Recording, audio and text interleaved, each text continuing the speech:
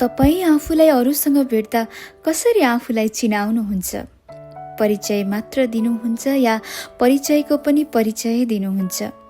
परिचय त एउटा कसैलाई झट्ट भेट्दा हाँस्न वा मुस्कुराउनका लागि दिने माध्यम मात्र हो।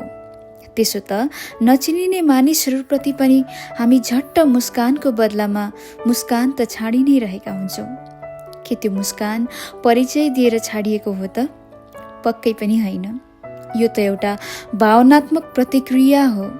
परिचय दिएर आफूलाई चिनाइसके भनेर भन्नु त एउटा लिभिङ एलियन्स अगाडि म मानव जनजातिमा पर्छु र म घरमा बस्छु भन्नु मात्र हो, वा भनौँ भन्नु जत्तिकै हो। हामी वास्तवमा कसैलाई चिनेर बुझेर कहिले पूर्ण रूपमा चिन्न सक्दैनौँ। यो एउटा चल तरिका हो जहाँ चिन्दैनौँ, बस चिनि नै रहन्छौँ। धेरैसँग चिनजान गर्ने क्रममा मैले आफूसँग पनि त्यति नै चिनजान गरेको पाउँछु।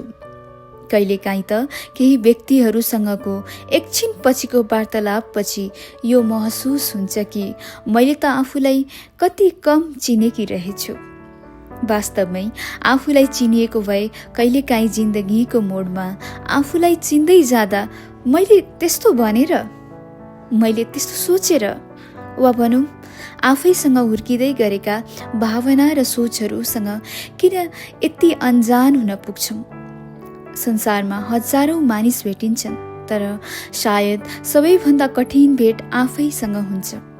कठिन यस कारणले हुन्छ किनकि आफैलाई चिन्ने यात्राको त सुरुवात नै कति ढिलो सुरु हुन्छ, र सायद ढिलो पनि यस कारणले हुन्छ किनकि ऊ समाजको परिधिबाट बिस्तारै बिस्तारै निस्की आफ्नै परिधि बनाउन खोज्छ। यही निस्किने र बनाउन खोज्ने बीचको यात्रा अलिक कठिन हुन्छ, तातो पाको हुन्छ र बल्ल आत्मचिन्तन गर्न आइपुगिन्छ। त्यसैले मानिसले आफैसँगको चिन्जान कुनै एउटा उमेर, समय वा मोडमा मात्र हुँदैन। ऊ आफूलाई चिन्जान गर्न तब सुरु गर्छ जब ऊ सांसारिक भन्दा आफूभित्रको आवाजलाई सुन्न तयार हुन्छ।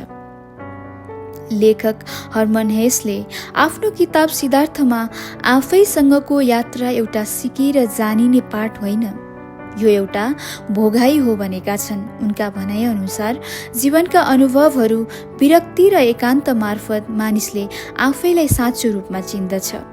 मलाई लाग्छ मानिसले आफैसँग चिन्जान गर्न त्यति बेला सुरु गर्छ जति बेला ऊ दिमागबाट नसोचेर आफूलाई मनबाट सोच्न थाल्छ। मनका कुनाभित्र लुकिएका आवाजलाई सुन्ने प्रयास गर्छ। तपाईले कहिले विचार गर्नुभएको छ मनको आवाजलाई यति ठुलो महत्त्व दिनुको कारण के होला पनि? किनकि दिमाग छट्टु बन्न खोज्छ, चाहे भन्दा बेसी बन्न खोज्छ। ऊ सधैँ प्यासी नै छ, तर मन बन्न खोज्छ। ऊ आफू बन्न खोज्छ, ऊ आफ्नो बन्न खोज्छ, ऊ पवित्र बन्न खोज्छ। त्यसैले होला खुसी दिमागको खेल हो, तर आनन्द मनको खेल हो। मेरो विचारमा एकान्तमा मानिसले मौनतालाई सुनि मनन गरी चिन्छ भने भिडमा मानिसले अरूले आफूलाई कसरी चिन्दा रहेछन् भनी आफूलाई फेरि पनि चिन्ने प्रयास गर्छ। यसरी एकान्त र भिडमा मानिसले आफूलाई दुईचोटि चिन्छ, तर भिडहरूबीच अझ धेरै आफूलाई चिन्ने मौका पाउँछ। किनकि अरूसँग सम्पर्कमा आएपछि हामी आफूलाई के कस्तो मन पर्दो रहेछ, कस्तो व्यवहार ठिक वा बेठिक लाग्दो रहेछ, कस्तो कुराले चित्त दुख्दो रहेछ, के कुरामा आफूलाई त्यति रुचि नलाग्दो रहेछ, इत्यादि आदि थाहा पाउँछौँ। वास्तवमै भिडले हामीलाई हराउनु भन्दा पनि म को हुँ भन्ने कुरा प्रस्ट्याउन खोज्छ। यसरी नै मानिस एकान्त र भिडहरूमा आफूलाई चिन्दै हरेक नौलो समय, नौलो दिन, नौलो उमेर र नौलो परिस्थितिसँग ठोक्किँदै ढल्किँदै आफूलाई चिन्ने प्रयास गरि नै रहन्छ।